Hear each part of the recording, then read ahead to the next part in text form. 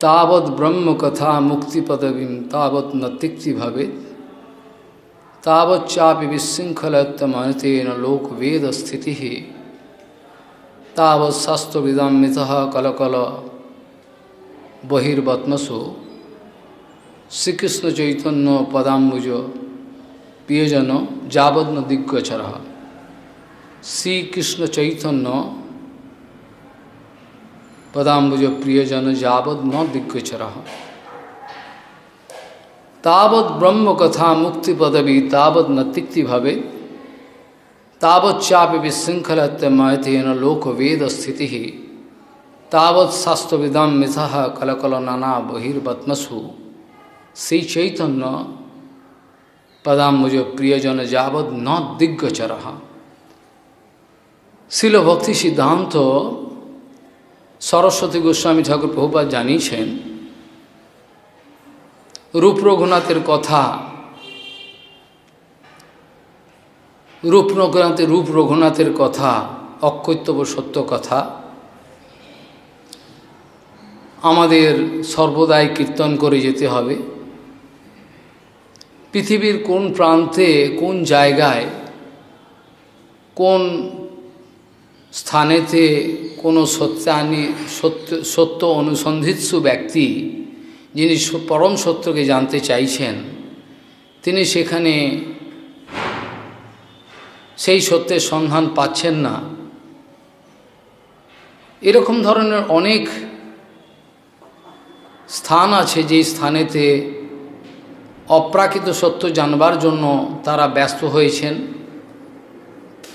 কিন্তু তাদের কাছে কোনো রকম খবর পৌঁছাচ্ছে না। রূপ রঘুনাথের কথা, অপ্রাকৃত সত্যের কথা আমাদের দৃঢ়ভাবে কীর্তন করে যেতে হবে। হয়তো এতে অনেকের ইচ্ছা থাকবে না, অনেকের হৃদয়তে এরকম ধরনের কথা শুনবার কোনো ইচ্ছা নাই, তথাপি আমাদের এই কীর্তন করতে হবে। পরম পূজ্যপাদ কেশব গোস্বামী মহারাজ জানিয়েছেন নিরপেক্ষ না হইলে ধর্ম না যায় রক্ষণ।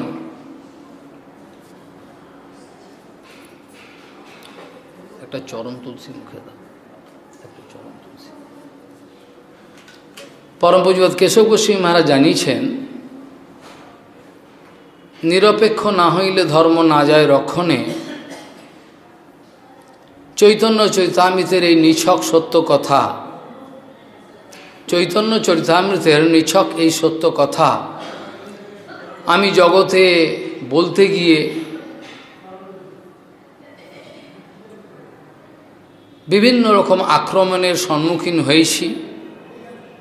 চৈতন্য চরিতামৃতের এই নিছক সত্য কথা বলতে গিয়ে যদি আমাকে ভীষণ আক্রমণের মুখোমুখি হতে হয়, তথাপি এই কথাই আমাকে আমার আচার আদর্শ স্থাপন মুখে কীর্তন করে যেতে হবে। এইটি হলো প্রভুপাদের আদেশ, গুরুবর্গের আদেশ। যে কথা দিয়ে প্রথমে শুরু করা হয়েছিল বড় অদ্ভুত শ্লোক, মর্মী ভক্তগণের মধ্যে তেলের জিনিস খাইছো, জিভ ভারী হয়ে গেছে। মর্মী ভক্তগণের মধ্যে, রসিক ভক্তগণের মধ্যে যার নাম অবশ্যই গ্রহণ করতে হয়, যিনি জীবনের অন্তিম সময় পর্যন্ত বৃন্দাবনের বিমলাকুণ্ডের তীরেতে ভজন করেছিলেন, সরগোস্বামীর অন্যতম সেই গোপাল ভট্ট গোস্বামীর যিনি গুরুদেব ছিলেন, সেই প্রবোধানন্দ সরস্বতীপাদ তার রচিত এই শ্লোক। এতে তিনি অত্যন্ত গুরু রাজ্যের কথা, গোপন রাজ্যের কথা উত্থাপন করে জানিয়েছেন। জড়জগতের সমস্ত জড় বিষয়েতে সকলেই ব্যস্ত হয়ে রয়েছেন, তাবৎ ব্রহ্মকথা তাবৎ মুক্তি পদবী নতিক্তি ভাবেত। ততক্ষণ পর্যন্ত ব্রহ্মপদবী, ব্রহ্মের কথা, মুক্তিপদের কথা আমার তেতো বলে মনে হবে না। ততক্ষণ পর্যন্ত আমার মুক্তিজগতের কথা, ব্রহ্মপদবীর কথা আমার কোনো তিক্ত বোধ হবে না, আমার তেতো লাগবে না। ততক্ষণ পর্যন্ত বিভিন্ন শাস্ত্রবিদগণের নিজেদের মধ্যে তর্ক বিতর্ক চলবে বিভিন্ন শাস্ত্রের বিষয় নিয়ে, শুষ্ক বিষয়, তর্ক মানেই শুষ্ক। যতক্ষণ পর্যন্ত না তারা চৈতন্য মহাপ্রভুর কোনো এক প্রিয়জনের চরণের ভৃঙ্গের দর্শন না পাবেন। শ্রী চৈতন্য মহাপ্রভুর চরণ কমলের যে প্রিয়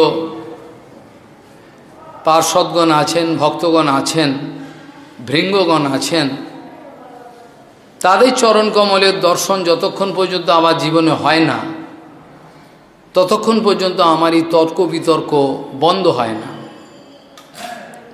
ততক্ষণ পর্যন্ত আমার জড় বিষয়ের যে কথা চর্চা, সর্বন্দ্রিয় দ্বারে এই জড় বিষয়কে একটা উপভোগ করার যে প্রচেষ্টা, সেটা কখনোই স্তব্ধ হবে না, সেটা বন্ধ হয় না, চলতে থাকে। পরম পুঁজিবাদ কেশব গোস্বামী মহারাজ তার গুরু সেবার আদর্শর কথা আজকে আলোচনার আমাদের মুখ্য উদ্দেশ্য। পরম পুঁজিবাদ কেশব গোস্বামী মহারাজ তার গুরু সেবার যে অনন্য আদর্শ, সেই কথাই আজকে আমাদের আলোচনার মেন প্রধান উদ্দেশ্য। ভাবতে বড় আশ্চর্য লাগে, বহুপাদের সমস্ত পার্ষদগণ একে একে সমস্ত এক একজন দিকপাল, তারা এক একজন এক এক দিক থেকে কিভাবে গুরুচরণের সেবা করেছেন, সেই সব আদর্শগুলো আজকে আমাদের আলোচনার বিষয়বস্তু হওয়া দরকার। কালকেও এক জায়গায় আলোচনা হচ্ছিল, আলোচনা প্রসঙ্গে দেখা গেছিল কালকে, যেখানে আজকে তার আবির্ভাব তিথি উপলক্ষে পুষ্পাঞ্জলি দেওয়ার কথা আসছে। সেই পুষ্পাঞ্জলি দেওয়ার অর্থে আমরা অনেকেই ভাবি কিছু পুষ্প নিয়ে তার চরণে নিবেদন করে দিলেই বোধহয় পুষ্পাঞ্জলি কার্য সমাপন হয়ে গেল। শ্রী সরস্বতী ঠাকুর তা জানাননি। সরস্বতী ঠাকুর বলছেন যে আমাদের যে অন্তঃকরণ আছে, চিত্তবৃত্তি আছে, মন আছে, শুষ্ক অন্তঃকরণ, সর্বাঙ্গীনভাবে সেই অন্তঃকরণকে অর্থাৎ সমস্ত চিত্তবৃত্তিকে গুরুপাদ পদ্মের চরণে যতক্ষণ আমরা নিবেদন না করতে পারি, পুষ্পাঞ্জলি না দিতে পারি, ততক্ষণ আমাদের বাস্তব পুষ্পাঞ্জলি হয় না। মনকে আরেকটা শব্দতে বলা হয়েছে, মনকে বলা হচ্ছে সুমন। মনকে অন্য এক শব্দতে বলা হয়েছে সুমন। সেই মনকে যখন গুরুপাদ পদ্মের চরণে আমরা সর্বাঙ্গীনভাবে দিয়ে দিতে পারি, সেটাকেই বলে বাস্তব পুষ্পাঞ্জলি। গুরুপাদ পদ্ম জানাতেন, শরণাগতি মানে হলো নিজের বলে আর কোনো কিছু না রাখা। শরণাগতি মানে গুরুপাদ পদ্ম বলতেন নিজের বলে আর কোনো কিছু না রাখা। শ্রীমদ্ ভাগবতী মহাপুরাণে বলছেন, বিকৃতোর পশুর যথা, বিকৃতোর পশুর যথা। যেমন একটা পশুকে বিক্রি করে দিলে পরে তার আর নিজের কোনো স্বাতন্ত্রতা বলে কিছু থাকে না, তাকে যেভাবে রাখা হবে, যে অবস্থায় তাকে পরিচালনা করা হবে, সেটাতেই তোমাদের সুখী থাকতে হবে। তিনি আমাদের শ্রীমদ্ ভাগবতী মহাপুরাণ জানাচ্ছেন, পশুকে যেমন বিক্রি করে দিলে পরে যিনি কিনে আনলেন তিনি যেভাবে তাকে পরিচালনা করবেন সেটাই তার মেনে নিতে হয়। ভাগবতী মহাপুরাণ জানাচ্ছেন, ঠিক সেই রকমভাবে পশুকে যেমন বিক্রি করে দিলে যেরকমভাবে তার নিজের কোনো স্বাতন্ত্রতা বলে আর কিছু থাকে না, সেরকম শিখায় শরণাগতি ভক্তের প্রাণ, যেটা ছিল সচ্চিদানন্দ ভক্তিবিনোদ ঠাকুর গেয়েছেন, কীর্তনে লিখেছেন। এই শিখায় শরণাগতি ভক্তের প্রাণ, প্রাণ অর্থে অনেকে অন্যরকম ব্যাখ্যা করেন। প্রাণ অর্থে কাকে বোঝা যায়, কি বোঝা যায়?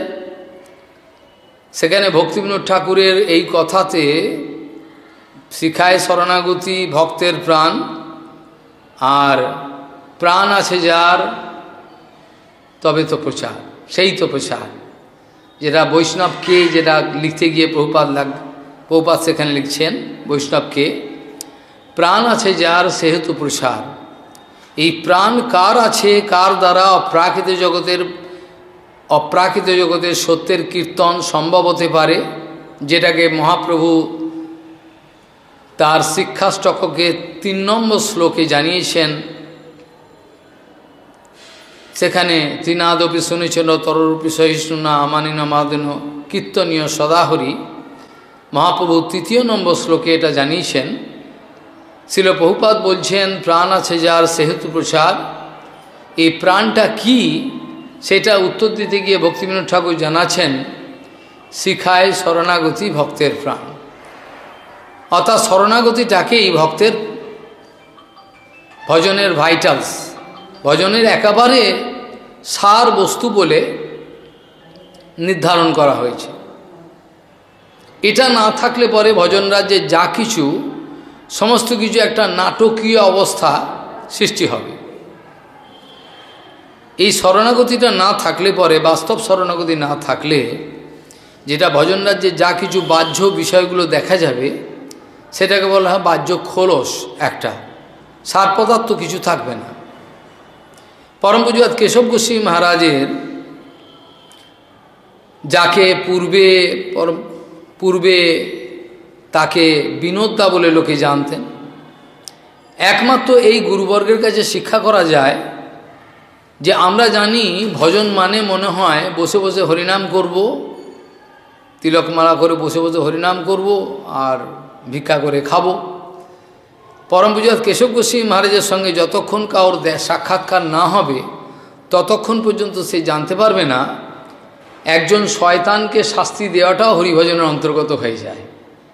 এই টেকনিকটা একমাত্র কেশব গোস্বামী মহারাজ শিক্ষা দিয়েছেন। তিনি আমাদের দেখিয়েছেন কোর্টে যাওয়াটাও হরিভজনের অঙ্গ করে দেখিয়েছেন। কোর্টে যাওয়া, কোর্টে গিয়ে যখন এক এক শয়তানের বিরুদ্ধে তিনি কেস ফাইল করেছেন, সেখানে করে গৌরাঙ্গের সম্পত্তি রক্ষা করার চেষ্টা করেছেন, সেটাকেও তিনি হরিভজনের অঙ্গ করে দিয়েছেন। যেটা বলতে গিয়ে অনেক আগে বোধহয় হরিকথা প্রসঙ্গে আলোচনা করা হয়েছিল। সেখানে নবদ্বীপে বেশ কিছু সহজিয়া, নবদ্বীপের ওপারে, তাদের বিরুদ্ধে এক পরমহংস বাবাজি মহারাজ প্রায়ই কৃষ্ণনগর কোর্টে গিয়ে বিভিন্ন রকম কেস ফাইল করতেন। কৃষ্ণনগর কোর্টে যেতেন, গিয়ে বিভিন্ন ব্যক্তির নামে একটা করে কেস ফাইল করতেন। তাতে কিছুদিনের মধ্যে সেই সহজিয়া যারা ভজন করি বলে নিজেদের মনে করেন বিজ্ঞ, নিজেদেরকে বিজ্ঞ মনে করেন, তারা সবাই একত্রিত হয়ে অত্যন্ত রেগে গেলেন। রেগে গিয়েছিল। সচ্চিদানন্দ ভক্তিবিনোদ ঠাকুর ছিলেন ম্যাজিস্ট্রেট ছিলেন। সেখানে গিয়ে তাদের নামে অভিযোগ করলেন। ঠাকুরকে বলছেন এনার কি কোনো খেয়ে দে কাজ নেই, ইনি ভজন করতে পারেন না। আর কার কথা বলছেন? ওই স্বরূপদাস বাবা না কি নাম ভুলে গেলাম। উনি রোজ এসে আপনার এখানে খালি কোর্টে একটা করে কেস ফাইল করেন, ওনার কি খেয়ে দে কাজ নেই, ভজন করতে পারেন না। শিল ভক্তিবিনোদ ঠাকুর হেসে বললেন আপনাদের পক্ষে নির্জনে বসে বসে হরিনাম করাটা ভজনের অন্তর্গত হয় না, ভজন হয় না। উনি যে দৌড়ে এসে এত দূর হেঁটে এসে একটা করে কেস ফাইল করে যান, এটা তার পক্ষে হরিভজনের অঙ্গ হয়। আপনারা তাকে চিনতে পারবেন না। কারণ সেই বাবাজি মহারাজের অন্তরে অত্যন্ত দুঃখ হতো। ওপারে সহজিয়াগণ কেউ বিভিন্ন স্ত্রী কামিনী জাতীয় কোনো ঘটনাতে কেন্দ্র করে তারা ভজন জীবন যাপন করতেন, সেটা তিনি পছন্দ করতেন না। কোনো ব্যক্তি দেবত্ব সম্পত্তি হস্তাগত করার জন্য বিভিন্ন চালাকি করতেন, সেইগুলোকে তিনি গিয়ে নোটিশ দিতেন যে ওখানে ওই রকম সম্পত্তি দেবতা কেড়ে নিচ্ছে, আপনারা গিয়ে রক্ষা করুন। ওখানে কেউ একজন সিদ্ধান্ত বিরুদ্ধ কাজ করছে, গৌরাঙ্গ মহাপ্রভু এই কথা কখনো বলে যাননি, উনি ব্যভিচার করছেন, এই কেস করে আসতেন। শ্রীল ভক্তিবিনোদ ঠাকুর জানাতেন, আপনারা নির্জন ঘরেতে বসে বসে যে হরিভজনের অভিনয় করেন, এতে আপনাদের হরিভজন হয় না। আর ইনি যে এত দূর থেকে কষ্ট করে এসে এখানে বিভিন্ন ধরনের কেস ফাইল করে যান, একটা করে বিভিন্ন রকম মামলা দায়ের করে যান, এটা তার হরিভজনের অঙ্গ হয়। কারণ তিনি গৌরাঙ্গ মহাপ্রভুর অত্যন্ত মর্মী ভক্ত, তিনি জানেন কিভাবে গৌরাঙ্গ মহাপ্রভুর সেবা করতে হয়। আর যারা তার বিরোধিতা করেন, ব্যভিচার করেন, তাদেরকে শাস্তি দেওয়ার জন্য তার মন অত্যন্ত ব্যাকুল হয়ে ওঠে। তিনি ভজন রাজ্যের কোনো রকম কোনো ব্যভিচার বা উৎপাত সহ্য করতে পারেন না, তাই তিনি এই কষ্টেতে এসে এখানে এই ধরনের কেসগুলো ফাইল করে যান। কাজে এটা তার হরিভজনের একটা অঙ্গ। পরম পূজ্যপাদ কেশব গোস্বামী মহারাজের সঙ্গে আমাদের দেখা না হলে আমরা জানতে পারতাম না যে হরিভজনের অঙ্গ কিভাবে করতে হয়। যখন এক একটা কেস ফাইল করতে যেতেন বা কোনো শুনানি হবে, তখন তিনি পাগড়ি পরে, ভালো কাপড় পরে, এরকম দণ্ড নিয়ে রিস্কায় বসে আরামে যেতেন। সেখানে গিয়ে নামতেন, উকিলের সঙ্গে কথা বলতেন, সম্মুখে এক একটা করে আর্গুমেন্ট দিতেন। উকিল ঘাবড়ে যেত, উকিল বুঝতে পারত না এইরকম ধরনের আর্গুমেন্ট কোথা থেকে শিখলেন। হরিভজনের অঙ্গ প্রভুপাদ এই কথাটা প্রায়ই আমাদের শিক্ষা দিতেন, যেটা আপনার গৌড়ীয় পত্রিকাতে দুটো শ্লোক প্রায় রোজই প্রকাশিত, প্রত্যেক ইস্যুতে প্রকাশিত হতো দুটো শ্লোক। অনাসক্তস্য বিষয়ান যথার্হম পয়ঞ্জত, হ্যাঁ বলছেন অনাসক্তস্য বিষয়ান যথার্হম পয়ঞ্জত কৃষ্ণ সম্বন্ধে, হ্যাঁ নিবন্ধন কৃষ্ণ সম্বন্ধে, বলে গেলাম কথা, হ্যাঁ হ্যাঁ প্রাপঞ্চিকতয়া বুদ্ধিয়া হরিসম্বন্ধী বস্তিন কৃষ্ণ সম্বন্ধে যুক্তম বৈরাগ্যমুচ্ছতে। এই অনাসক্তস্য বিষয়ান যথার্হম পর্যঞ্জত আর প্রাপঞ্চিকতয়া বুদ্ধিয়া হরিসম্বন্ধী বস্তুন, এই দুটো শ্লোক সবসময় গৌড়ীয় পত্রিকার ওপরেতে আগেই হেডিং হিসেবে দেওয়া থাকত। এই দুটো গৌড়ীয় গগনে এই দুটো যে শ্লোক আছে, এইগুলো হচ্ছে গৌড়ীয় ভজনের অত্যন্ত গুপ্ত রহস্য। গৌড়ীয় ভজনের অত্যন্ত গুপ্ত রহস্য এই দুটো শ্লোক, যে দুটো শ্লোকের কথা আমি বললাম, এইগুলো আলোচনা করে পরম পূজ্য কেশব গোস্বামী মহারাজ অনেক সময় এইসব আলোচনাগুলো করতেন, করে প্রমাণ করতেন যে আমাদের জীবনে আমাদের ভজন জীবনে যে কোনো ক্রিয়াকর্ম, যা খুশি যে ক্রিয়াকর্মগুলো আমাদের করতে হয়, সে সমস্ত ক্রিয়াকর্মগুলো সমস্ত হরিভজনের অনুকূলেতে নিয়ে যাওয়া, এই যে গুপ্ত একটা উদ্দেশ্য, এই উদ্দেশ্য সবার দ্বারা পালন করা সম্ভব হয় না। পরম পূজ্য কেশব গোস্বামী মহারাজ যেটা নিজের জীবনে দেখিয়েছেন, শ্রীল প্রভুপাদের সেবা করতে গিয়ে আমরা বাহ্য দৃষ্টিতে দেখতে পাই, তিনি সমস্ত এই যে চৈতন্য মঠের চৈতন্য মঠের আমাদের গুরুবর্গের থেকে শুনেছি, মায়াপুরে যেখানে আপনার চোখ যাবে, যতদূর আপনার দৃষ্টি যেতে পারে, তার বাইরেও চৈতন্য মঠের সম্পত্তি ছিল। মানে মানুষ তাকাতে পারবে না এত দূর, মানে পুরো মায়াপুরের যত দিগন্ত দেখতে পারা যাচ্ছে সমস্ত কিছু চৈতন্য মঠের সম্পত্তি ছিল। এখন তো সব বিক্রি করে করে সব শেষ করেছি, সেগুলো সব চৈতন্য মঠের সম্পত্তি ছিল। সেইগুলো সমস্ত কিছু দেখাশোনার দায়িত্ব ছিল বিনোদদার কাছে।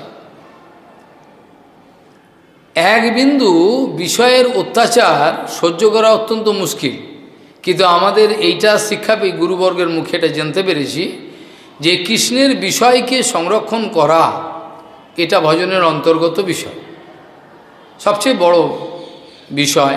যে কৃষ্ণের যে বিষয়গুলোকে, এইগুলোকে বিভিন্ন রকমভাবে এগুলোকে রক্ষা করার যে বিষয়, এটা ভজনের অন্তর্গত বিশাল ভজন। পরম পূজ্য কেশব গোস্বামী মহারাজ এই পুরো মায়াপুর স্টেটের দায়িত্ব থাকতেন বিনোদদা। এই সমস্ত সম্পত্তিগুলোকে দেখাশোনা, কোথায় কে সেই জমি তার নিজের দখলে নিয়ে যাচ্ছে, কে কোথায় ফসল কেটে নিয়ে যাচ্ছে, অত্যাচার করছে মুসলিমগণ, সমস্ত কিছু তার সমস্ত দেখাশোনা করতে হতো, সমস্ত কিছু। এমনকি দরকার হলে কাউকে শাস্তি পর্যন্ত দিতে গাছের সঙ্গে বেঁধে পেটাই করতে, এগুলো তার করতে হতো। কিন্তু বাইরের দৃষ্টিতে লোকে মনে করত বিনোদা বিষয় নিয়ে থাকেন, অতএব তার ভজন হচ্ছে না, এগুলো তিনি কি ভজন করছেন। অনেকেই তারা জানতে পারতেন না,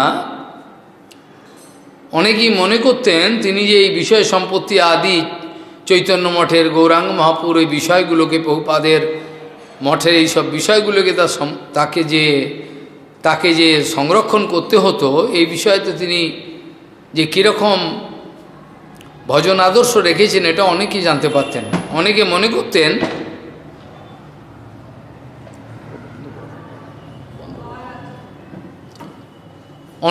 করতেন এটা তার ভজন হয় না। একদা তিনি গাছের তলায় বসে বসে চিন্তা করছেন কতগুলো জিনিস, এই প্রভুপাদের সেবার বিষয়। তার কিছু গুরু ভাই এবং কিছু ভক্ত সেই জায়গা দিয়ে যাচ্ছিলেন। সেই জায়গাতেই যাওয়ার সময় তারা দেখলেন বিনোদদা আমাদেরকে দেখলেন, অথচ কোনো কথা বললেন না। তারা গিয়ে প্রভুপাদের কাছে অভিযোগ করলেন যে আপনার বিনোদদা তার তো বিশাল অভিমান, সে তো কথা পর্যন্ত বলেন না আমাদের সঙ্গে। প্রভুপাদ বলেন কি? বলে হ্যাঁ, তো কথা বলেন না তার সঙ্গে। সে ফান্নে দিয়ে চলে গেল, দেখলো। প্রভুপাদ বললেন আপনারা তার কাছে যান, গিয়ে জিজ্ঞাসা করুন সত্যি কি তিনি দেখেছেন আপনাদের। বুঝা আমি দেখলাম, ওই পাশ দিয়ে আমরা এলাম, দেখলেন। বলছেন না, আপনি আবার যান, গিয়ে জিজ্ঞাসা করুন। তিনি নিশ্চিত কোনো সেবারাজ্যের কোনো কিছু গভীর চিন্তা করছিলেন, বাইরে তিনি আপনাদেরকে দর্শন করতে পারেন না। পরবর্তীকালে দেখা গেল সত্যি সত্যিই তাই। তিনি অন্য একটা বিষয়ে চিন্তা করছিলেন, সেই জন্য তিনি কেউ পাশ দিয়ে গেছিলেন, এটা তার ধারণাই নেই, সে জানতেই পারেননি। এরকম ধরনের তিনি সেবায় নিমগ্ন থাকতেন, কেউ এই বিষয়টা অনুভব করতে পারত না। বাইরে তার অত্যন্ত দৃঢ়তা দেখা যেত, অত্যন্ত কঠোর ভাব, কিন্তু অন্তর্দৃষ্টিতে তিনি যে কত কোমল ছিলেন সেটাকেও জানতে পারত না। পরম পূজ্যপাদ কেশব গোস্বামী মহারাজ বলতেন, বাগানের যেমন ফসল বিভিন্ন রকম শস্য বোনা হয়, বোনার পরেতেই যদি কেউ সেখানে সেই ফসলগুলোকে গার্ড দিয়ে না দেয়, অর্থাৎ পাঁচিল, সেই ফসলগুলোকে রক্ষা করবার জন্য যদি সেখানে কোনো প্রকার বা সেরকম মানে যেখানে বলে ঘিরে যদি না দেয়া হয়, তাহলে সেই ফসলগুলো ছাগল, ভেড়া, মহিষ যে কোনো কেউ এসে গরুতে এসে খেয়ে যাবে। পরম পূজ্য কেশব গোস্বামী মহারাজ উদাহরণটা দিতেন যে আমরা আমাদের এই যে ভজন জীবনে যদি সিদ্ধান্তের বেড়া, আচরণের বেড়া, যদি আমরা সিদ্ধান্তের বেড়া, আচরণের বেড়া যদি আমরা না দিই, তাহলে আমাদের এই ভজন জীবনের সমস্ত কিছুই নষ্ট হয়ে যাবে। অর্থাৎ আমাদের যে আচার আদর্শ, আচরণ, সিদ্ধান্ত, এটার একটা বেড়া দিয়ে আমাদের রক্ষা করতে হবে। কোনটাকে রক্ষা করতে হবে? রক্ষা করতে হবে আমাদের যে বাণী বৈভব, যেগুলো আমাদের বাণী বৈভব আছে, সেই বাণী বৈভবগুলোকে আমাদের সর্বদা রক্ষা করবার দায়িত্ব পড়েছে।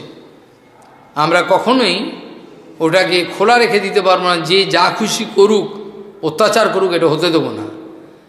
তিনি দৃঢ়কণ্ঠে প্রায় ঘোষণা করতেন যে বাণী বৈভবকে সংরক্ষণ করাটাই হলো আচার্যের প্রধান। যেটা প্রভুপাদ বলতেন তিনি সেই কথাটা বলতেন, বাণী বৈভবকে সংরক্ষণ করাই হলো আচার্যের প্রধান দায়িত্ব, বৈষ্ণবগণের, প্রতিষ্ঠিত বৈষ্ণবগণের প্রধান দায়িত্ব।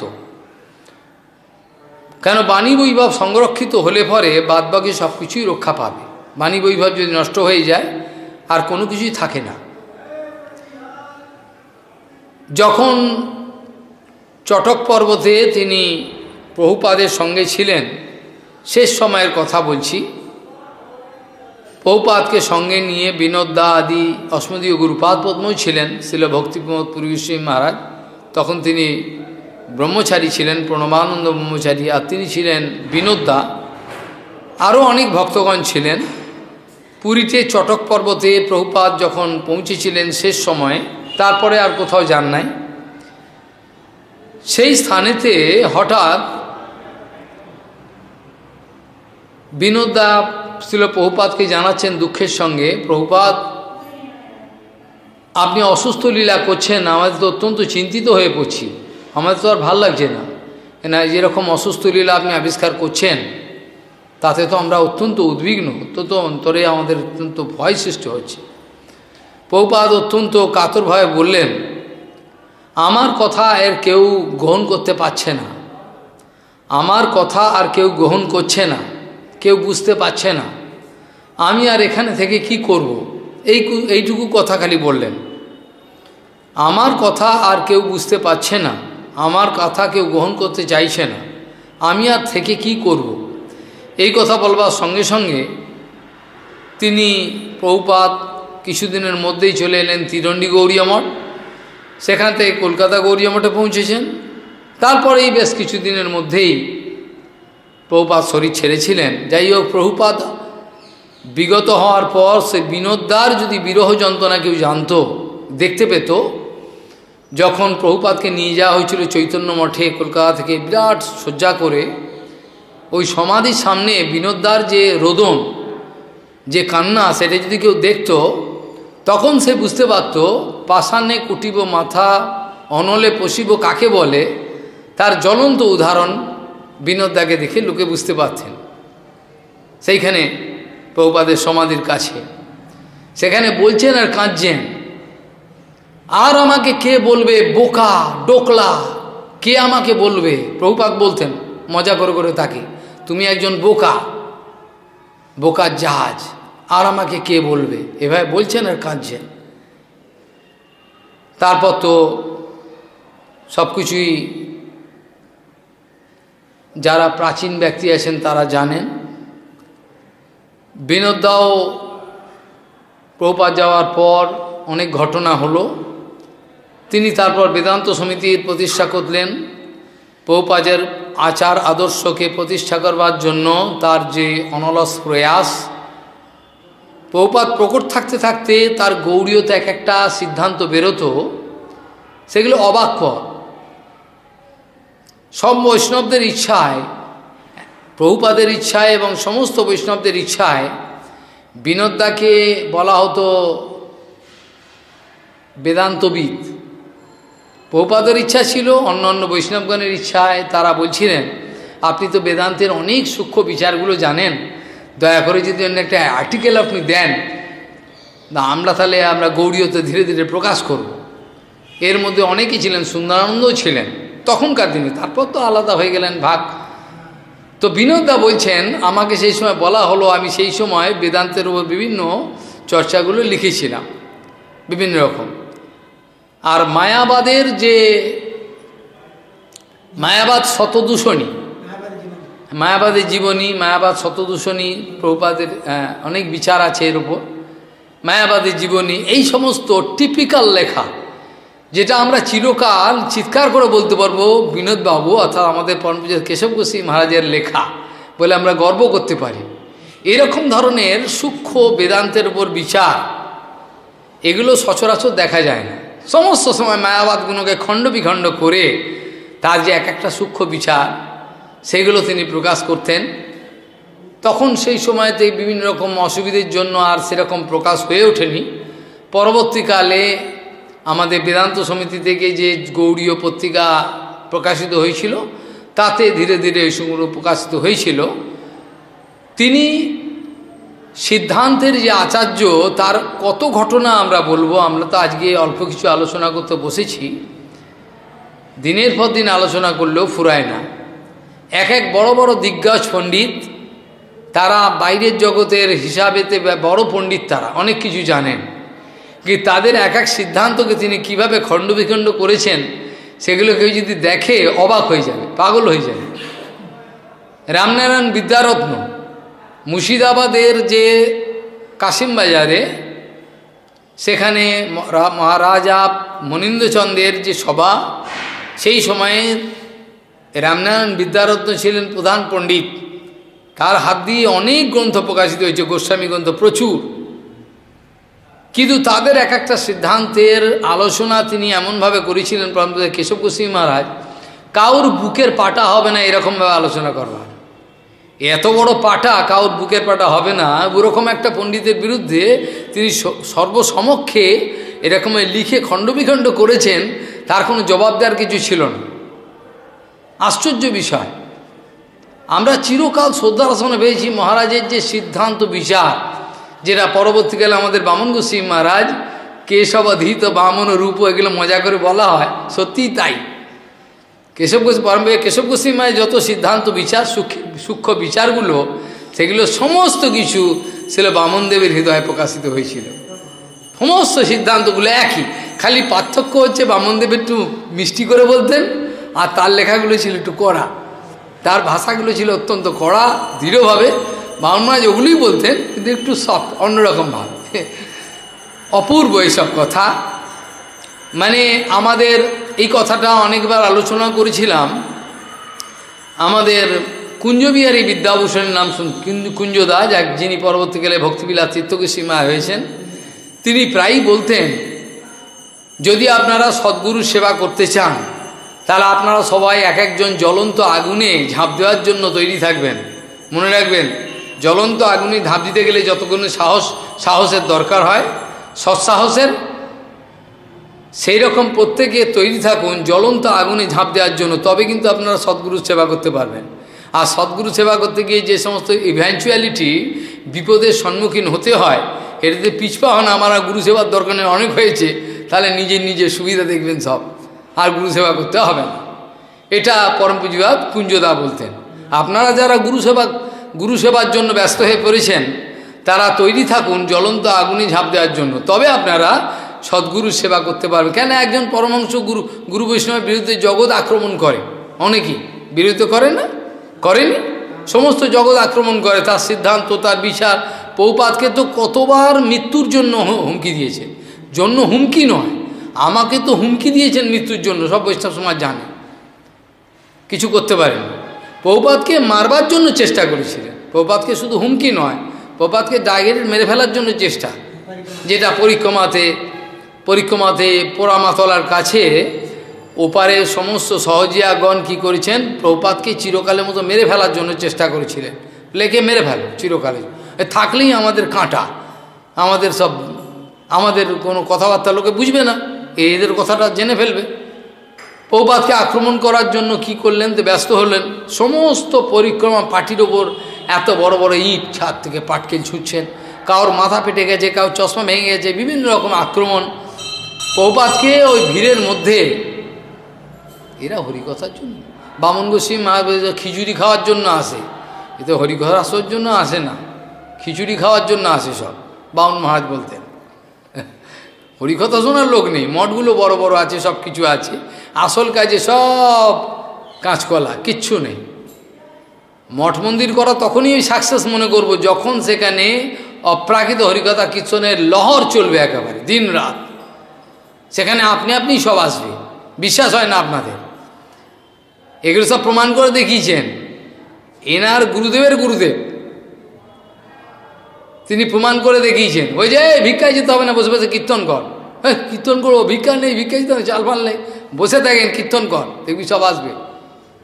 দেখেন উমা কীর্তন করতে দেখে বসে করে সব নিয়ে চলে আসছে, লোকের বিশ্বাস নাই। হরিকথা কীর্তনের দ্বারা সব কিছু আসে। আমাদের জগন্নাথ দাস বাবাজি মহারাজ একটা ঘটনা বলেছিলাম, পুরীতে তিনি কোনো একটা জায়গায় যাচ্ছিলেন, বেলা হয়ে গেছে, বিহারীকে নিয়ে একটা জঙ্গলে একটা গাছের তলায় বসে, বিহারী বলছেন, বাবা তুমি কোন জায়গায় বসলে, এখানে তো কিছু হবে না, মালপানি কিছু তো দরকার, ভোগ ফোগ রেখে প্রসাদ, বলে এখানে বস থাক, সব আসবে। বলে এখানে কে আসবে, চারিদিকে গাছপালা জঙ্গল, কোথায় আসবে, এই দেখবি, বসে কীর্তন কর, বসে। বলে একটু এক কাজ কর বিহারী, খোলটাকে একটু জোরে বাজিয়ে দে। খোল বাজালে কী হবে, বাজা না তুই, খোল একটু বাজিয়ে দিল, বসে রয়েছে। কিছুক্ষণ পরে দেখি রুটি থেকে আরম্ভ করে পরোটা সব কিছু এসে ভর্তি, লোকের বিশ্বাস থাকে না, এটা হচ্ছে মুশকিল। সেই জন্য সেখানে আক্রমণ আরম্ভ হলো, আক্রমণের ফলেতে প্রভুপাদকে মেরে ফেলবেন। সেই সময় বিনোদদা, ঘটনা আপনারা সবাই জানেন, সেই সময় বিনোদদা কী করলেন, প্রভুপাদের সেই কাপড়টাকে নিজে পরে আর নিজের কাপড়টা প্রভুপাদকে দিয়ে অদল বদল করে এই ভিড়ের মধ্যে থেকে প্রভুপাদকে পার করে দিলেন। কেউ জানতে পারল না, সবাই জানে লাল কাপড়, তিনি দণ্ড লম্বা, আর কেশব গোস্বামী মহারাজ যে সন্ন্যাস দণ্ড মধ্যিখানে রয়েছেন, কেউ জানতে পারছেন না। তাহলে মৃত্যুর সম্মুখীন হয়েও প্রভুপাদ অর্থাৎ গুরু সেবার যে আদর্শ, এটা তিনি বাস্তবে প্রমাণ করে দেখিয়েছেন। হ্যাঁ, বাস্তবিক প্রমাণ করে দেখিয়েছেন। অবশ্য সেই সময় সমস্ত ভক্তরা বলেছিল একটা কেস করতে হবে, যে ঘটনা আমি প্রথমে শুরু করলাম, বলে প্রভুপাদ একটা বড় কেস করা দরকার এইসব অত্যাচারী দুষ্ট ব্যক্তিদের বিরুদ্ধে। প্রভুপাদ বলেন, কেন আপনার কেস করবেন? বলে এটা আক্রমণ করলো, কত ক্ষতি করলো, আমাদের ক্ষতি করলো না লাভ করলো? লাভ করলো। বলে হ্যাঁ। পরের দিন খবরের কাগজে গৌড়ীয় মঠের নাম বিরাট সব পত্রিকা, ইংরেজি পত্রিকা, বাংলা, সব জায়গায়, রেডিওতে, সব জায়গায় প্রকাশিত হয়ে গেল। সেখানে বড় বড় হেডিংয়ে রয়েছে গৌড়ীয় মঠের ওপর যে আক্রমণ হয়েছে আজকে কত শতক পরে, অর্থাৎ 500 শতক পরে, 500 সাল পরে এই প্রথম জগাই মাদায়ের আক্রমণ নিত্যানন্দ প্রভুর ওপর দেখা গেছিল। সেই নতুন করে সেই বর্বরগুলোর আক্রমণ দেখা গেছে গৌড়ীয় মঠের ভক্তদের বিরুদ্ধে বলে সব কাগজে 2 দিন 3 দিন ধরে এই খবর ছাপছে। প্রভাত দেখুন, আমাদের তো কোনো টাকা পয়সা নেই, আমরা তো এই বিজ্ঞাপন দিতে গেলে তারা নিত না, কত টাকা দিতে হতো। তো বিনা টাকা পয়সায় দেখুন কত বিজ্ঞাপন, বিভিন্ন জায়গায় গৌড়ীয় মঠের প্রচার হয়ে গেল। তা আপনারা, হ্যাঁ, তো এইটি যে শুরু করলাম, পরমভাই কেশব গোস্বামী বলেছিলেন যে প্রভুপাদও বলতেন যে কেউ অন্যায় চালাক হলো যে অন্যায় ব্যতিরিকভাবে জীবনের সমস্ত ঘটনাকে হরিভজনে লাগিয়ে দিতে পারে, সেটা পারে না। মানে অন্যায় ব্যতিরিকভাবে সমস্ত কিছু ইনসিডেন্ট, যা কিছু ঘটনা আমার জীবনে ঘটবে, সমস্তগুলোকে কৃষ্ণ ভজনের অনুকূল করে দেওয়ার যে একটা গুপ্ত টেকনিক, সূক্ষ্ম বিচার কৌশল, এটাকে বলে ভজনের গুপ্ত সিদ্ধান্ত। এটা কেউ জানতে পারে না। আমি 2-1টা উদাহরণ এই সম্বন্ধে দেবো, তাহলে কেশব গোস্বামী যে চালাকিটা বোঝা যাবে। তিনি প্রায়ই বলতেন, প্রভুপাদ যেমন বলতেন কৃষ্ণভক্ত শয়তানের শয়তান, প্রভুপাদ প্রায়ই বলতেন কৃষ্ণভক্ত শয়তানের শয়তান। এইটা আমরা পরম পূজাত কেশব গোস্বামীর জীবনে হাড়ে হাড়ে অনুভব করব। এটা হলো থিওরিটিক্যালি না, কৃষ্ণভক্ত যে শয়তানের শয়তান, অর্থাৎ যারা শয়তানি করে, হরিবিমুখ, হরিভজনে নিয়োজিত গুরু বৈষ্ণবের আক্রমণ করে, তাদের ক্ষেত্রে সেই বৈষ্ণবগণ শয়তান। বোঝা গেল আমার কথাটা? বোঝা গেল? ওই জন্য প্রভুপাদ বলতেন কৃষ্ণভক্ত হলো শয়তানের শয়তান। আমি 2-1টা উদাহরণ দিই, বোঝা যাবে। 2-1টা উদাহরণ দিলে বোঝা যাবে। হয়তো এই জানে কি জানে না, সব ঘটনা জানে না, এও জানে না বলে জানে না। 2-1টা উদাহরণ আমি দিচ্ছি। চন্দননগরে পুরনো মঠ নেওয়া হয়েছে, পুরনো একটা জায়গায়, সেটা সেবার অধিকার পেয়েছেন শ্রীনিবাস আচার্যের সেবিত বিগ্রহ, শ্রীনিবাস আচার্যের সেবিত বিগ্রহ, হ্যাঁ, চুচুড়াতে, চন্দননগর না চুচুড়া, আমি ভুল বলে ফেলেছি। সেখানে আমি গেছিলাম ভজন প্রভুর ইচ্ছাতে, সেখানে, হ্যাঁ, চুচুড়াতে গঙ্গার তীরে। সেইখানে যখন নেওয়া হয়েছিল, সেখানে ভক্তরা গিয়ে সেখানে চেষ্টা করছেন সেবা পুজো পরিষ্কার করে স্থাপন করবে। গুন্ডারা কি আক্রমণ, মানে সে ছুরি নিয়ে আসছে, মারবে, মেরে ফেলবে তাদেরকে, এখান থেকে দূর হও শিগগির, এদের কোনো কথা শুনবো না আমরা, এখান থেকে নালে এখানে মেরে ফেলে দেবো, গঙ্গায় ভাসিয়ে দেবো। তার কোনো হতে যায় না, তারা দরজা বন্ধ করে ঠক ঠক কাঁপে। পরম পূজার কেশব গোস্বামী খবর গেল যে এই ধরনের দেব সেবার ব্যবস্থায় তারা আক্রমণ করছে, আমাদের কোনো সেবা করতে দিচ্ছে না।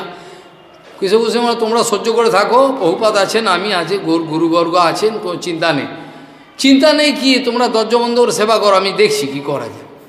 ওরা দরজা বন্ধ ভেতর কেন সবসময় আক্রমণ করতে আসছে, দরজা বন্ধ করে সেবা করার কোনো মতে চেষ্টা করছে।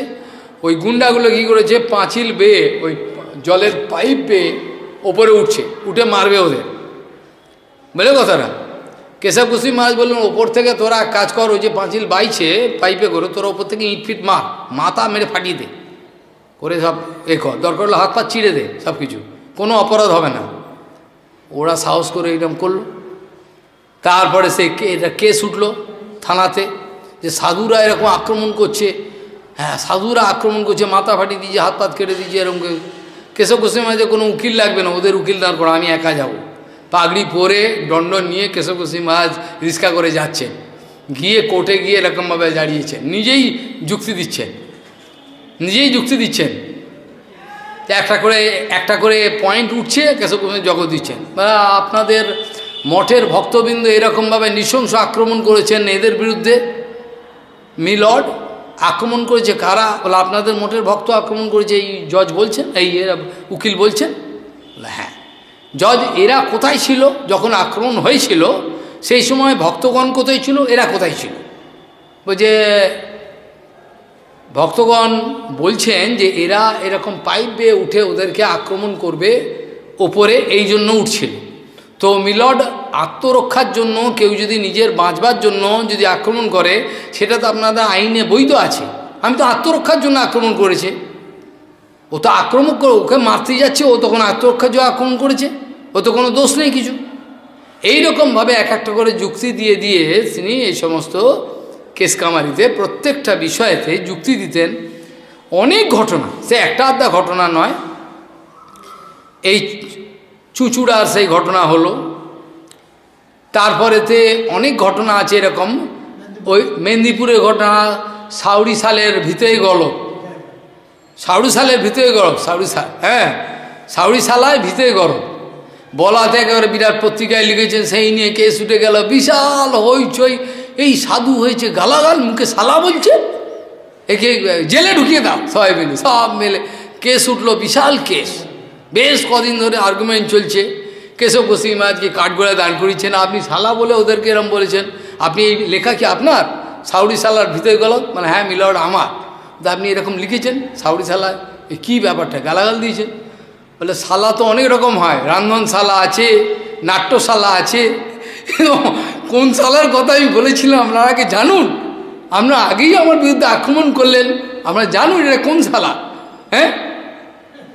এইভাবে বলে প্রত্যেকটা যুক্তি দিয়ে দিয়ে কীরকম তার বুদ্ধি বিচার, মানে সে কল্পনা করা যায় না। কেশব গোস্বামী মহারাজের কোনো বিকল্প নাই। কেশব গোস্বামী মহারাজের যদি কোনো বিকল্প করি, বিকল্প হবে না। আমি নিজে অবাক ওই জায়গাটা ঘটনা শুনি পুরনো গুরুবর্গের মুখে, তাই আমি ভালোবাসতেন। নয়নানন্দ বাবা থেকে আরম্ভ করে ত্রিবিক্রম বাবা, যত বুড়ো বুড়ো সত্যগোবিন্দ প্রভু, ভক্তিবদন সাগর মহারাজ, গিরি মহারাজ, যত পুরনো সব ঘটনাগুলো বলতেন। আমি অবাক হয়ে যাই কী করতেন এনারা। যখন প্রভুপাদ চলে যাওয়ার পর এই সম্পত্তিগুলো ভাগ হয়ে কেড়ে নিচ্ছে সব। এখানে মামলা চলছে, প্রভুপাদের সম্পত্তি রক্ষা করতে হবে, সম্পত্তি তো ভাগ হয়ে গেছে, দু গ্রুপ হয়ে গেছে, একটা হচ্ছে অনন্ত বাসুদেবের গ্রুপ, একটা হচ্ছে আমাদের এর গ্রুপ, ভাগ হয়ে গেছে। এখন কেস করতে গিয়ে কেস চলছে সমানে। কেসের বয়ানগুলো, যত কিছু কেসের বয়ান লেখা হয়, পরমপূজ্য কেশব গোস্বামী মহারাজ লেখেন, তিনি কিন্তু উকিল নন, কিন্তু কেসের বয়ানগুলো লেখেন হচ্ছে কেশব গোস্বামী মহারাজ, বিনতা। কেসের বয়ানগুলো লেখার পর সেগুলোকে আমাদের ব্যারিস্টার ছিলেন আমাদের শ্রীধর গোস্বামী মহারাজ, এই বয়ানগুলো তিনি লিখতেন, লিখে শ্রীধর গোস্বামী মহারাজকে দেখাতেন কেমন হয়েছে। বলে এখানে কোনো কলম চালাবার কোনো রাস্তাই নেই, সব ঠিক আছে। বলে খালি আমাকে আপনি সম্মানের জন্য দেখান, আপনার সব লেখা ঠিক। মানে বয়ানগুলো সব লিখতেন কেশব গোস্বামী মহারাজ, আর খালি ফাইনাল গিয়ে চেক আপ করতেন, কেমন হয়েছে দেখুন একটু, বলে সব ঠিক আছে, কোনো ব্যাপার না। এইরকমভাবে প্রত্যেকটা কেসগুলো ফাইল হয়। এই কথা বোধহয় অনেক আগেও দেবানন্দ গুরু মঠে বোধহয় অনেক আগে আলোচনা করেছি, আজ থেকে প্রায় 5, 7, 10 বছর আগে হতে পারে, মনে পড়ছে আমার। সেখানে হচ্ছেন পরমপূজ্যপাদ কেশব গোস্বামী মহারাজ, যে ডিস্টার্বেন্স হয়ে যায়, কী বলে কী হ্যাঁ, বলছেন যে দুটো গ্রুপ হয়ে গেছে, বিক্ষেপ করবে না, হরিকথায় বসে থাকবে এক জায়গায়। সমস্ত লোকগুলো সব কোথায় ঘুরতে যায়, হরিকথা শোনা তাদের উদ্দেশ্য না।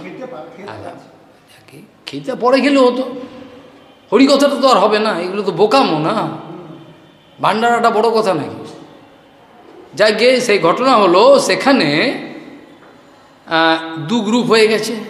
সেখানে প্রভুপাদের যত সম্পত্তি সব ওরা বিক্রি করে দেবে, যত এইখানের গদ্রুমের পরে যত সম্পত্তি ছিল, রাউতারা জানো, রাউতারা সব বিশাল সম্পত্তি বিক্রি করে দেবে, সব মাথায় হাতারি প্রভুপাদের সম্পত্তি বিক্রি করে দেবে, তো মহা মুশকিল।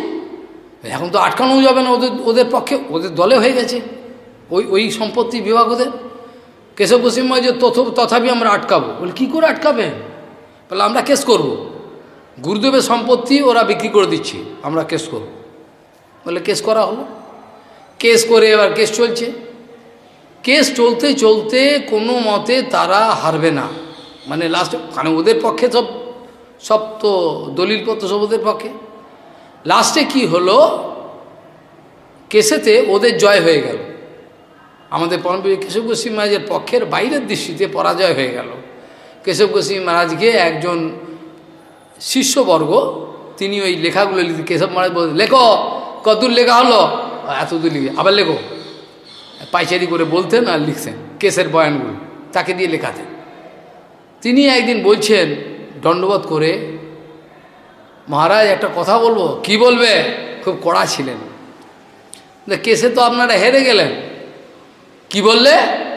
বলে এই যে কেস চললে এতদিন ধরে এত চেষ্টা হলো, সমস্ত আপনাদের হেরে গেলেন। কি বললে? না, বলছি কেসে তো আপনারা হেরে গেলেন। আমরা হেরে গিয়ে জিতেছি, ওরা জিতে গিয়ে হেরেছে, কিছু বোঝো? মানেটা কি হলো আমরা তো বুঝলাম না। আমরা হেরে গিয়ে জিতেছি, ওরা জিতে গিয়ে হেরেছে, সেটা মানেটা কি হলো মহারাজ? বলো, শোনো, আমাদের কেসটা করার উদ্দেশ্য কী ছিল? উদ্দেশ্য কী ছিল? কী নিয়ে শুরু করেছিলাম? ওরা যেন বহুপাদের সম্পত্তি না বিক্রি করে, তাই তো? বলে হ্যাঁ তাই। সেটা সিদ্ধ হলো কি না? তাই তো। ওরা তো স্টে অর্ডার মেনে নিয়ে যে ওরা বলে আর জমি বিক্রি করতে পারবে না, আমরা জমি বিক্রি করবো না, ওরা ডিক্লারেশন দিয়েছে। বলে এইটি তো আমাদের জয়। আমরা কেসটা করেছিলাম কী জন্য? যেন সম্পত্তি বহুপাদের না বিক্রি করে, তো সেটা আমরা জিতলাম। আমরা জিতলাম না? ওরা বললো না স্যার, আমরা সম্পত্তি বিক্রি করি নাই, এটা মিথ্যে কথা, আমরা কোনোদিনই বিক্রি করতে পারি না, এটি তো আমাদের জয়।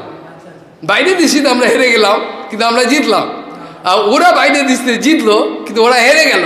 ওদের ইচ্ছে ছিল বহুপাদের সম্পত্তিকে বিক্রি করে দেওয়া, পারলো কি? কেসের আর্গুমেন্টে চলছিল মেলট, ওরা সন্ন্যাস মানে না, গুরুদেবের আদর্শকে মানে না, ওরা মানে না এইসব। রাতারাতি 20 জনকে সন্ন্যাস দিয়ে দিল। আমি আর নাম বলবো না, আমার উদ্দেশ্য হচ্ছে হরিকথাটা স্থাপন করা, আমার কোনো সমালোচনা করার উদ্দেশ্য নয়। স্যার, ওরা প্রভুপাদের যে সন্ন্যাস ব্রত এটা মানে না, কাউকে দেখবেন ওদের সন্ন্যাস নেয়নি, সন্ন্যাস নেয় না। রাতারাতি 20 জনকে সন্ন্যাস দিয়ে দিল, এবং কোর্টের সামনে এই তো আমাদের 20 জন সন্ন্যাস। কে বললো আমরা সন্ন্যাস দিই না? কেশব গোস্বামী মহারাজ বললেন, দেখো এইভাবে আমরা কেসেতে প্রত্যেক পর্যায়ে মনে হচ্ছে আমরা হেরে যাচ্ছি, কিন্তু আমরা জিতে যাচ্ছি। এই বুদ্ধি ছিল একমাত্র পরমপূজ্য কেশব গোস্বামী মহারাজের। এইরকম বিচার শক্তি কাউর থাকা সম্ভব না। একদা ভক্তবৃন্দ বামন গোস্বামী মহারাজ এরা সব প্রচারে গেছেন। বামন গোস্বামী মহারাজ বেশি কথা বলতেন না, খুব গুরুদেবের সামনে অত্যন্ত মাথা নিচু করে থাকতেন। গুরুদেবের সামনে কিভাবে থাকতে হয় এটা তাকে দেখলে বোঝা যেত। কোনো দিন মাথা তুলে কথা বলতেন না। ভক্তরা এসছেন, কেশব গোস্বামী মহারাজ যে কাপড়ের চেয়ার আছে জানো তো, এরকম এই যে চেয়ার, শুয়েছে। কী গো, কোথা থেকে এলো? মহারাজ প্রচার করে এলাম। কেমন হলো প্রচার? দারুণ প্রচার হয়েছে মহারাজ, এত প্রচার হয়েছে, চারিদিকে সমস্ত হই হয়ে আনন্দ, আবার যেতে বলছে তারা। কেশব গোস্বামী গম্ভীর বলছে, কিছুই প্রচার করতে পারোনি, প্রচার ভালো হয়েছে, দারুণ প্রচার, সব আমাদের আবার ডাকছে, সুন্দর প্রচার হয়েছে, হই হই কাণ্ড চারিদিকে। তোমাদের প্রচার কিছুই হয়নি। 2বার না 3বার বললেন, বলে ঘাবড়ে গেলেন। বলে কি? আমরা বলছি এত সুন্দর প্রচারের জন্য বুঝে প্রচার হয়নি কিছু। শোনো, তোমরা কিছুই জানো না। যদি প্রভুপাদের সিদ্ধান্ত এবং বিচারগুলো তোমরা ওখানে ওই জনগণের হৃদয়ে স্থাপন করতে সমর্থ হতে, তাহলে তোমাদের বাপের বেটা বলতাম। কিন্তু স্থাপন করতে গিয়ে আক্রমণের মুখোমুখি হতো। ওরা যেহেতু তোমাদের আক্রমণ করেনি, পায়ে তেল মাখিয়েছে আর জয় জয়গার করেছে, নিশ্চয়ই প্রভুপাদের কথাগুলো বলো নাই। প্রভুপাদের সেই অকৃতব্য কথাগুলো তুমি বলতে পারো নাই, বললে দেখতে ওরা রেগে যেত, ওরা সহ্য করতে পারতো না। তাতে কি প্রচার করলে? প্রচার মানে কি? যেখানে প্রচারে যাবে, যাদের কাছে প্রচারে যাবে, তাদের হৃদয়ে গৌড়ীয় মঠের একটা স্ট্যাম্প মেরে দিয়ে আসবে, বুঝেছ? গৌড়ীয় মঠের লোক, গৌড়ীয় মঠের ব্যক্তিত্ব, গৌড়ীয় মঠের প্রচারক তাকে বলা হয়, যিনি যেখানে যে অবস্থায় যাবেন সেখান থেকে যখন চলে আসবেন, আর যদি জীবনে কোনোদিন নাও যান, ওই ব্যক্তিকে চিরকালের মধ্যে যারা ছিল সভাতে তারা মনে রাখবে। একজনের সঙ্গে আমার দেখা হয়েছিল আমাদের, এই হচ্ছে গৌড়ীয় মঠের লোক। গৌড়ীয় মঠের ব্যক্তিত্ব তাকে বলে, যিনি যেখানে যাবেন সেখানে গিয়ে চিরকালের মতো তাদের হৃদয়তে একটা স্ট্যাম্প মেরে দিয়ে আসবেন, ছাপ্পা মেরে দিয়ে আসবেন। রেভেন্সা কলেজ নাম ছিল ময়ূরভঞ্জ ডিস্ট্রিক্ট। ময়ূরভঞ্জের সব প্রপার্টি দেওয়া হয়েছিল। প্রভুপাদ ময়ূরভঞ্জ, নীলগিরি, ময়ূরভঞ্জ প্রচারে গেছিলেন, উড়িষ্যা, বালেশ্বর। হ্যাঁ, রেভেন্সা কলেজে রেভেন্সা কলেজে দাঁড়িয়ে বড় বড় সব দিগ্গজ পণ্ডিত, সেখানকে উড়িষ্যার কম নয়, উড়িষ্যার এক একটা পণ্ডিত মানে কল্পনা করতে পারবে না, সেইখানে দাঁড়িয়ে সে কলেজের প্রফেসর থেকে পরমবিদ্যা কেশব গোস্বামী একের পর এক তা মায়াবাদ সিদ্ধান্ত খণ্ডন করে যাচ্ছেন, সে প্রচার করে যাচ্ছে, সব বক্তৃতা। আমরা অবাক হয়ে যাই, ওই সব ব্যক্তি যদি আজকে থাকতেন এই পাষণ্ড সমাজকে গুঁড়ো করে দিতেন। সরকারের বিরুদ্ধে তিনি সাধু নিয়ন্ত্রণ আইন বেরিয়েছিল খবরের কাগজে, পরমহংস কেশব গোস্বামী মহারাজ ছিন্ন বিচ্ছিন্ন করে দিয়েছিলেন সাধু নিয়ন্ত্রণ আইন। কার অধিকার আছে সাধু নিয়ন্ত্রণ আইন করবে? কে আছে? পরমহংস কেশব গোস্বামী লিখেছিলেন। গোহত্যা আন্দোলনের বিরুদ্ধে তিনি লিখেছিলেন। আমি আজকে প্রায় কত বছর আমি তো জানি না, পরবর্তীকালে তারই এক প্রাচীন শিষ্য বললেন, মহারাজ আপনি গোহত্যা নিয়ে এত লেখালেখি করছেন, আমার গুরুদেব ছিল গোহত্যার বিরুদ্ধে। তাই নাকি? তাহলে তিনিই প্রেরণা দিয়ে করাচ্ছেন বলে গুরুমা গোহত্যার বিরুদ্ধে তিনি লিখেছিলেন। পরমহংস কেশব গোস্বামী আপনারা তোমরা কেউ জানো না, তোমরা জানো না? হ্যাঁ, তাহলে তোমরা জানোই না। হ্যাঁ, বিশাল ব্যাপার। এইভাবে দেখা যায় পরমপূজ্য কেশব গোস্বামী মহারাজের যে কোনো সিদ্ধান্ত বিচার প্রভুপাদের বিচার থেকে এক চুল কোনোদিন এদিক ওদিক হয় নাই সমস্ত। এই সম্বন্ধে আমি আলোচনা করতে গিয়ে অনেকেই আমাকে অসন্তুষ্ট মনে করেছেন। পরমপূজ্যপাদ কেশব গোস্বামী মহারাজের সমালোচনা করতে আরম্ভ করতে যেত, আমার সামনে পারে না। ওই যে জাম কীর্তন তিনি করতে দিতেন না, তিনি সকালের যে কীর্তন আলাদাভাবে লিখেছেন, অনেক পাষণ্ডী ব্যক্তি আমার সামনে পড়লেও তো তারা খুবই খণ্ডবিখণ্ড করে দিতাম। তিনি ভক্তিবিনোদ ঠাকুরের কীর্তন ছিল, তিনি এক সুন্দর কীর্তন রচনা করেছেন। তারা বলছেন উনি ভক্তিবিনোদ ঠাকুরের অনুগত হলে উনি এরকম পশুর মতো কথা বলবার চেষ্টা করবেন না, যদি পশুর মতো কথা বললাম আমি সেখানে জীব আচ্ছেদন করে দেবো। পরমপূজ্যপাদ কেশব গোস্বামী মা প্রভুপাদের কত আনুগত্য স্বীকার করেছেন, অন্তরঙ্গ ভক্ত, তা তোমরা কি করে জানবে? তোমরা কিছু জানো না। তিনি প্রভাতকালীন যে কীর্তন করেছেন তার মধ্যে যে দৈন্য খেয়ে তিনি লিখেছেন, ভক্তিবিনোদ ঠাকুরের কীর্তন তিনি করতেন, ভক্তিবিনোদ ঠাকুরের ওই যে প্রভাতী কীর্তন তিনি করতেন, কিন্তু সকলের অধিকার নেই বলে তিনি এই প্রভাতে সকালবেলা যে কীর্তনটা হয় রাধা গোবিন্দের যে গুপ্ত লীলা, ওইটার বর্ণনা যেন সাধারণ ব্যক্তির কানে না যায়, এই জন্য তিনি ভক্তিবিনোদ ঠাকুরের আনুগত্যে সকালবেলার কীর্তন লিখেছিলেন। বোঝা গেল কী বলে? তিনি ভক্তিবিনোদ ঠাকুরকে অমান্য করার জন্য করেন নাই। এই কথাগুলো নিয়ে অনেক রকম নিন্দা চর্চা চলে। যেমন জীব গোস্বামীপাদ স্বকীয়াবাদ স্থাপন করেছেন, রূপ গোস্বামীপাদ পারকীয় সিদ্ধান্ত স্থাপন করেছেন। এটা নিয়ে এই পাশবিকভাবে লড়াই চলে। এইগুলো হরিকথা তো জবাব দেওয়া আছে, দেখবে শুনেছ বোধহয়। পরমপূজ্যপাদ কেশব গোস্বামী মহারাজ প্রভুপাদের ভক্তিবিনোদ ঠাকুরের সমস্ত সিদ্ধান্ত স্থাপন করতেন, তিনি কখনো তাদের, কিন্তু এরা না জেনে এই সব কথাগুলো আলোচনা করেন, এরা জানেন না। সেখানে বলছেন জীব গোস্বামীপাদ রাধা গোবিন্দ যে নিত্য সখিয়া, বাস্তবিক নিত্যযোগে নিত্য সখিয়া, কিন্তু সখিয়াগুলোকে পারকীয় ভাবটাও নিত্য। কেন? এটা বেদান্তের অনেক, আমি পরবর্তী সময়ে যখন 7 দিন 10 দিন যখন আলোচনা হবে বেদান্ত সূত্রের বিভিন্ন, তাতে পরমপূজ্য কেশব গোস্বামী মাঝে কিছু কিছু প্রসঙ্গ আমি তুলব, অবশ্যই আমার ইচ্ছা আছে, অন্য জায়গায় হওয়ার কথা আছে। যে সেখানে দেখবেন আদ্য এব পররসহ, শুনেছ না? চৈতন্য চরিতামৃতে বলা আছে এই আদ্য এব পররসহ। এই আদ্য রসটা কি? এই আদ্য রসটাকে বলা হয়েছে এই যেটাকে যুগল রস, রাধা গোবিন্দের যে অপ্রাকৃত যুগল রস, এটা বলে আদ্য রস। আদ্য রস মানে হলো সবচেয়ে প্রাচীন, এর ওপরে আর কিছু নেই। আদ্য রস মানে হলো সিঙ্গার রস, সেটাও আবার পারকীয় সিঙ্গার রস। পারকীয়ভাবে যে সিঙ্গার রসেরও পারকীয় স্বকীয় দুটো ভাগ আছে। সেই মধ্যে রাধা গোবিন্দের যে বিলাস সেটা অপ্রাকৃত, সেটাকে বলে আদ্য রস। এই আদ্য রসে গৌরাঙ্গ মহাপ্রভুর যে বিগ্রহ রাধা গোবিন্দের মিলিত তনু, সেই সম্বন্ধে বেদান্ত থেকে এই আলোচনাগুলো করে কিভাবে সুন্দরভাবে প্রমাণ করা যায় যে এই আদ্য রসটা কী, কাকে বলে। আর নিত্য রাধা গোবিন্দ নিত্য সখিয়া, কিন্তু এই রাধা গোবিন্দের যে এই যে বিলাস, এটা পারকীয়া ভাব, এটাও নিত্য। এই নিত্য জগতে কোনটা আগে কোনটা পরে এটা নিয়ে মূর্খ লোক দ্বারা তারা তর্ক করে, কিন্তু যেটা নিত্য জগতে সেটা আগে পরে বলে কিছু হয় না। নিত্য জগৎ যেটা, সেখানে আগে পরে বলি দুটোই নিত্য, দুটো আগে পরে বলে কিছু হয় না।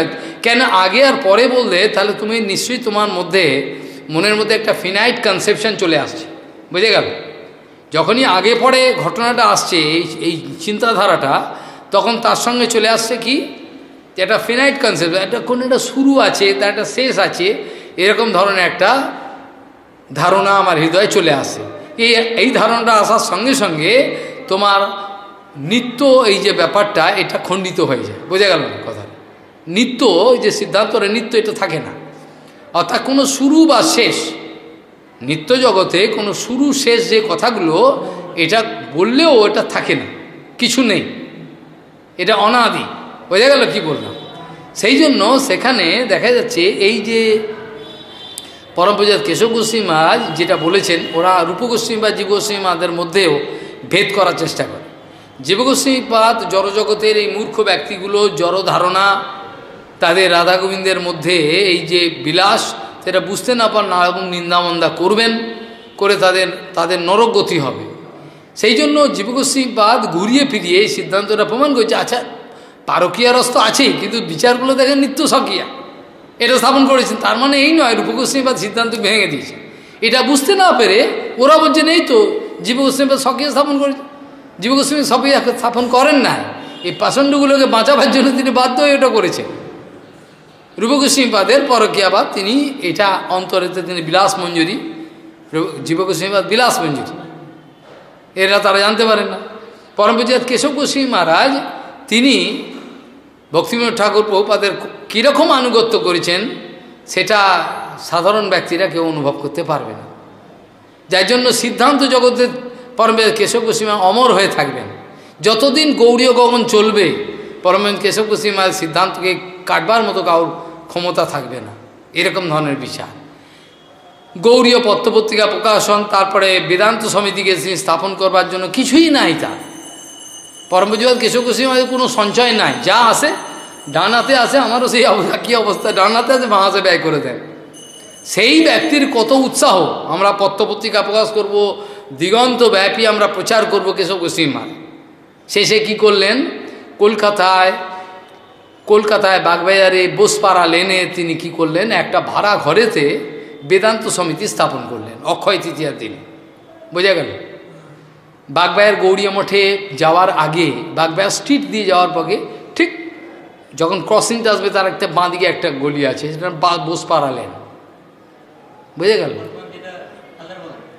না না, বাগবাজার গৌড়ীয় মঠে যাওয়ার পথে, বাগবাজার স্ট্রিট দিয়ে যাওয়ার পথে, বাগবাজার বাটা থেকে আরম্ভ করে সোজা যাওয়ার পথে যখন ক্রসিং আসবে, রাস্তাটা ক্রস হয়ে আমার যেতে হবে প্রভুপাদের মঠে, তার আগে বাদিকে বোসপাড়া লেন, হ্যাঁ বোসপাড়া লেনে তিনি কি করেছেন, একটা ভাড়া করা ঘরের মধ্যে অক্ষয় তৃতীয়ার দিনেতে, তাও কত বছর হবে, 60 বছর আরও বেশি হবে, 60 বছরেরও বেশিও হবে মনে, আমার মনে পড়ছে না। সেখানে তিনি বোসপাড়া লেনে তিনি বেদান্ত সমিতি স্থাপন করলেন। ওই ভাঙাচোরা জায়গায় একটা পুরানো বাড়ি, তার মধ্যে কয়েকটা অল্প টাকা ভাড়া ভিক্ষা করে দিয়ে দিতেন, সেইখানে তিনি স্থাপন করলেন। সেই থেকে সেই বেদান্ত সমিতির প্রচার শুরু হলো।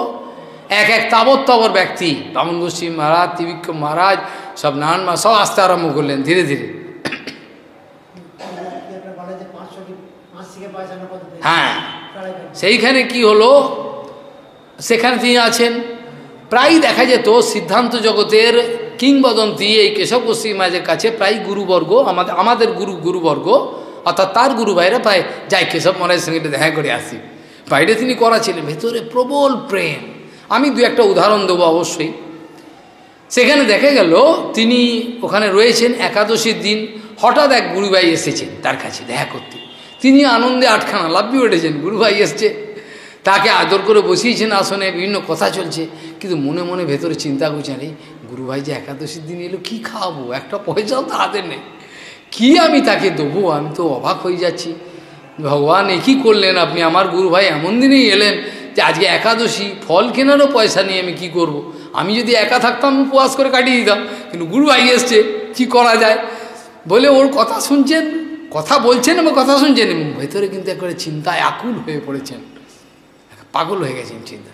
হঠাৎ দেখেন একটা উপর থেকে ঠক করে একটা চাল থেকে কী পড়লো, একটা চড়াই ভেঙে কী ফেললো, কী রে বাবা কী ফেললো, এটা হঠাৎ দেখছেন, দেখে বলে কী ব্যাপারটা ভারী ভারী লাগছে, ওটাকে খুলে দেখেন ওখানে কিছু খুচরো পয়সা। তখনকার দিনে ওই পয়সার বিশাল দাম, ওই পয়সা যে পয়সা চড়াই ভেঙে ফেলেছে 1 মাস খেয়ে ফোড়ানো যাবে না সেই পয়সা পেয়েছেন, সেইগুলো দিয়ে তিনি ফল আদি সমস্ত কিনে গুরু ভাইয়ের যে সেবা করলেন কল্পনা করা যায়। বাইরের দৃষ্টিতে বিনোদ দাকে দেখলো মতো জম, যদি ওই মায়াপুরে মুসলমানের ঘরে ঘরে কোনো বাচ্চা বা কেউ যদি ঘুমোতো না, এই বিনোদ দা আসছে, বিনোদ দা আসছে শীঘ্রই ঘুমো, এই যেই বলতো বিনোদ দা আসছে সঙ্গে সঙ্গে বাচ্চাগুলো ঘুমিয়ে পড়তো, বিনোদ দা আসছে বলে হয়ে যেত না। এক একজনকে গাছেতে বেঁধে পিটিয়েছেন, বল বহুপাতের সম্পত্তি তোরা আত্মসাৎ বল, চেয়ে নিবি ভিক্ষা করে সেটা দেখি, কেন এরকম করছি, বেঁধে পেটানো, পুলিশের ক্ষমতা নেই কিছু করবে, আরে নারকেল গাছে বেঁধে পেটানো, একে বলে ভক্তি। কিন্তু তুমি করতে গেলে নকল হয়ে যাবে, জীব হিংসা হয়ে যাবে। যেটা বৈষ্ণবরা পারে দৃঢ় কথা মারতে পারে, সেগুলো করতে গেলে তোমার হিংসা হয়ে যায়। পরমপিতা ভক্তি বিবেক ভারতী মহারাজ, ভক্তি বিবেক ভারতী মহারাজ, ভক্তি বিবেক ভারতী মহারাজ মাঝে মাঝে কী করতেন, তার কাছে সেবক থাকতো, তাদেরকে পেটাতেন ছাতার বাঁট দিয়ে। ভক্তি বিবেক ভারতী মহারাজ, যে কেশব গোস্বামী মহারাজ, এই সিদ্ধান্তী মহারাজের সঙ্গে যিনি থাকতেন, সিদ্ধান্তী মহারাজ যাকে শিক্ষাগুরু মানতেন, হ্যাঁ ভারতী মহারাজ, তার যে গুরু ভাই বহুপাত পাঠাতেন, যাও ভারতী মহারাজ সেবা করবে, ছোটো ছোটো 16 বছর 18 বছর গুরু, চঞ্চল ছেলে পেলে ছাতার বাঁট দিয়ে মারতেন, আমার ছাতার বাঁট দিয়ে পেটাতেন, ওইটা ভক্তি। কিন্তু আমার ত্রিবিক্রম মহারাজ তখন ছিলেন ছোট, বয়স কম ছিল, ত্রিবিক্রম আমাকে অনেক গল্প করতেন, ভালোবাসতেন। মহারাজ আমি একদিনও মার খাই নাই, আমি মহারাজের কাছে একদিনও মার খাই নাই, মহারাজ বলতেন গল্প করে, না একদিনও আমি মার খাই নাই। যাই হোক, আমরা সকলে গৌড়ীয় মঠের মা বলে জানি নরহরি প্রভুকে, যেকে নরহরি প্রভু বলা হয় তাকে আমরা গৌড়ীয় মঠের মা বলে জানি, গৌড়ীয় মঠের মা। সেই নরহরি প্রভু যখন প্রভুপাদের পরে অনেক কিছু হয়ে গেল, অনেক ঘটনা ঘটে গেল, সেগুলো ভগবানের ইচ্ছাতেই হয়েছে। বিনোদ দার সঙ্গে এই মহাপুরুষ অর্থাৎ এই আমাদের নরহরি প্রভু থাকতেন। বিনোদ দা ছাড়া কোনো কথা তিনি শুনতে চাইতেন না, বিনোদ দা যেমন প্রাণ। নরহরি প্রভু এমন ছিলেন, গৌরী আমরা মা কাকে বলে, নিজের মাকে যা দেখেছো বিনোদ, যদি তুমি নরহরি প্রভুকে দেখতে পারতে, তোমার চোখ দুটো যদি তিনি খুলে দিতেন, তাহলে আমার এই পূর্বাশ্রমে কোটি কোটি মা যদি এক জায়গায় রাখা হয়, তাদের স্নেহপ্রীতি এই নরহরি প্রভুর সঙ্গে মিলবে না। এই ঘটনাগুলো আমি প্রত্যক্ষ যারা দেখেছেন তাদের মুখে শুনেছি, তাদের কৃপাতে কিছু কিছু অনুভব হয়েছে।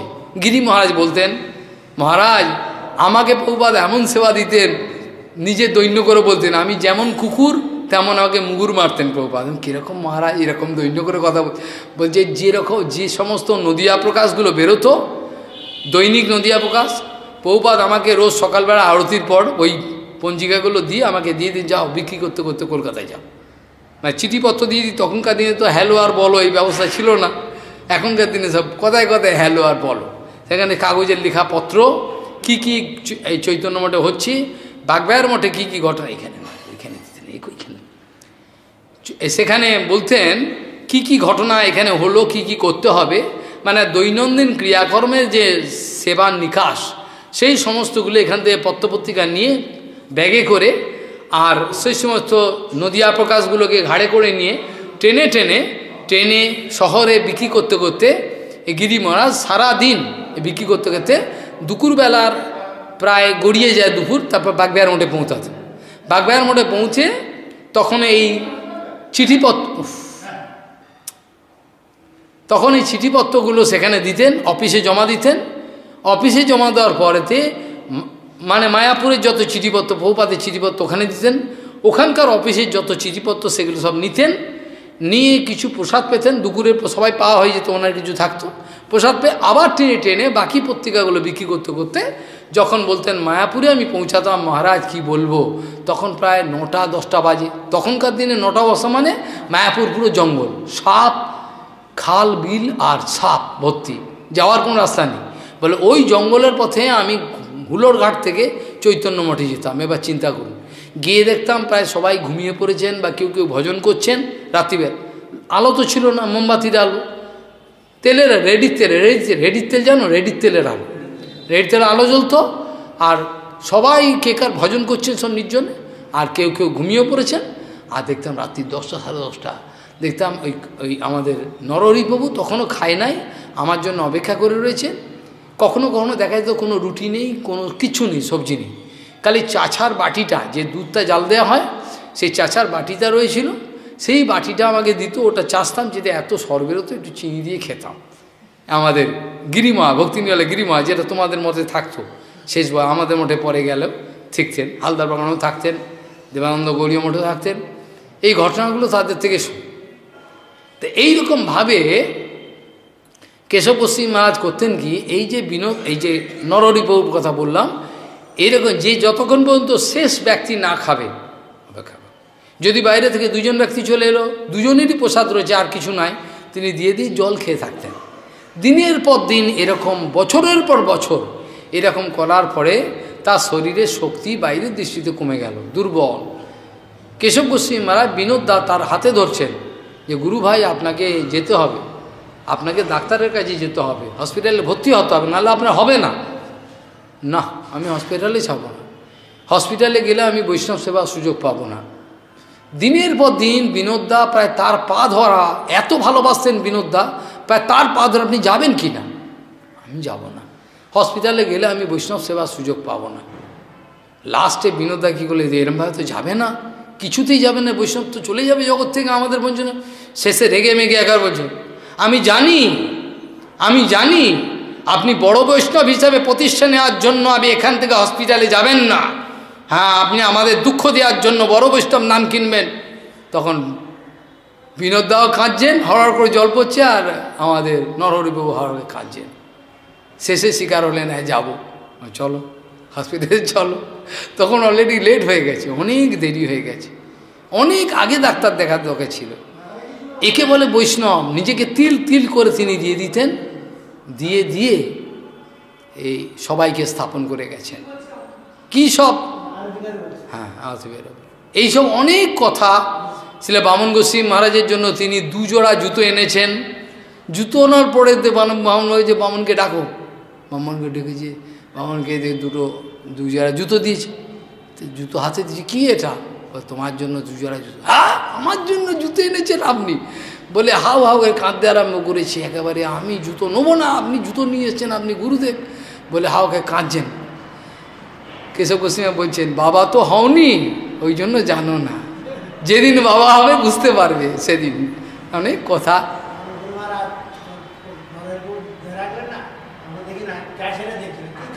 আমি জানি, সেই কথা তো বলার আর সুযোগ হলো না। অজস্র পাগলের মতো কান্না, যে কেশব গোস্বামী দেখলে মনে হয় একেবারে এরকম সিদ্ধান্ত যে কান্না দেখলে পাগল হয়ে যাবে, এরকম বাচ্চা ছিল কাঁদে না। যাই হোক, অনেক কথা বলবার আর সুযোগ নাই, কিছুই বললাম না, বিক্ষিপ্ত আলোচনা, কেন সভাটাও এরকমই, সেখানে আনন্দ পাওয়ার বিশেষ কিছু নাই। এই জন্য আমার স্ফূর্তি, আপনারা যেরকম স্ফূর্তি করাবেন সেরকম কথা হয়, স্ফূর্তি করাবার লোক নেই এখানে, সেরকমই হলো। বাঞ্ছা কল্পতরুশ্চিকে বাসিন্দে ভবেচ পতিতানাং পাবন বৈষ্ণবেভ্যো নমঃ।